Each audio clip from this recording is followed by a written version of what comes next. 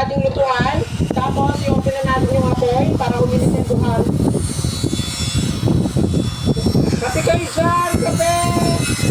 Yung mga talibog pa na siguro sa mga nakatapang na kape.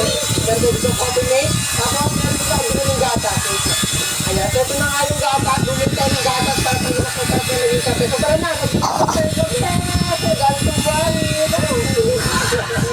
so ito na nga yan. So tara na nga, magtimpla na natin ng kape. Gamit natin nalagyan na ito. Nakatulad sa napanood nga natin. So kung natin gagawin, ay ilalagay natin ito dito.